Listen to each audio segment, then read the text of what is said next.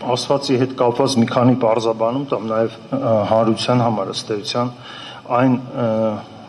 բոլոր երեքի հետ կապված իրոք ես եմ առաջարկել դատական աշխատակարգային նիստում քննարկել դատավորներ Վարդանյանի, Զեյնալյանի եւ Սաֆարյանի մասնակցության գործի քննության մասնակցության անհնարինության հարցը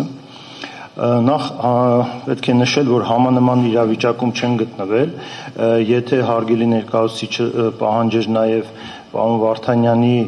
եւ պարոն Զեյնալյանի հետ կապված քննարկումների կարելի ասել սղագրության չափ ներկայացուցչական բնույթ կրող արձանագրությունը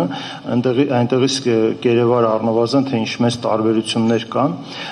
նաև մեր գործընկերների հետ կապված նշեմ պարոն Վարդանյանի Զեյնալյանի միշտ նշվում է որ ՍԴՆ որ այսպես որոշեց որովհետև նրանք կանխակալ վերաբերմունք ունեն գործով կողմի նկատմամբ դա ընդհանրապես օրենքի ձևակերպումն է սուբյեկտիվ առումով դատավորի անաչառությունը կանխավարկածում է, քանի դեռ հակառակը չի ապացուցվել։ Ես այդ առաջարկը արել եմ նկատի ունենալով, որ ողջամիտ դիտորդի աչքերում առկա է փաստական տվյալների ամբողջություն, որոնք կարող են ողջամիտ դիտորդի մոտ կասկած հարուցել այդ երկու անձանց մասնակցության հետ կապված։ Մասնավորապես, պարոն Վարդանյանը, եթե դուք ներկայացնեք, մենք կտանք այդ քաղվածքը, բայց ասեմ, որ կուսակցական ակտիվ գործունեություն է ծավալել նաև պարոն իհարկե իրավական է, պարոն Զեյնալյանն էլ է ծավալել դրա համար բացի այն ավագանու անդամ է եղել եւ ըստ էության դաշինք են կազմել այդ գործող իշխանության հետ այս առումով լրիվ տարբեր է մենք կողմից գնահատվել այս դատավորների մասնակցության անհնարինության հիմքում ընկած փաստական տվյալների ամբողջությունը Տիկին Սաֆարյանին ես հարց եմ տվել, արդյոք նա իրականացրել է կուսակցական գործունեություն եւ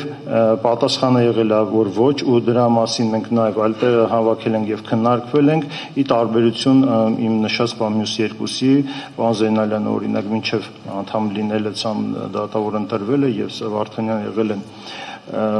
շատ կարճ շատ ժամանակ չի անցած եղել էլի կուսակցության անդամ ինչ վերաբերում է իմ եւ Սասուն Խաչատրյանի հարազատական կապին եւ այն որպես հիմք մատուցելուն առայն որ ես ունեմ կանխակալ վերաբերմունք իմ կարծիքով ստեղ տրամաբանությունը մի քիչ թերի է այն առումով որ եթե ընդունում ենք որ հանրապետության վարչապետ եւ գործող իշխանություն քաղաքական ուժի ղեկավար անձի հաղորդագրության հիման վրա կամ նրա կողմից պաշտոնաթող է եղել իմ եղբայրը, ապա ստացվում որ ես այդ լավության տակից դուրս գալու համար, որ եղբորս հանելա գործից, պետքա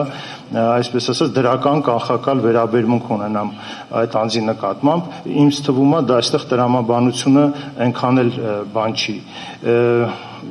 Դրա համար ես առաջարկ գտնում եմ առնվազն ես իմ անհնարին մասնակցության անհնարինության հարց չեմ բարձրացնում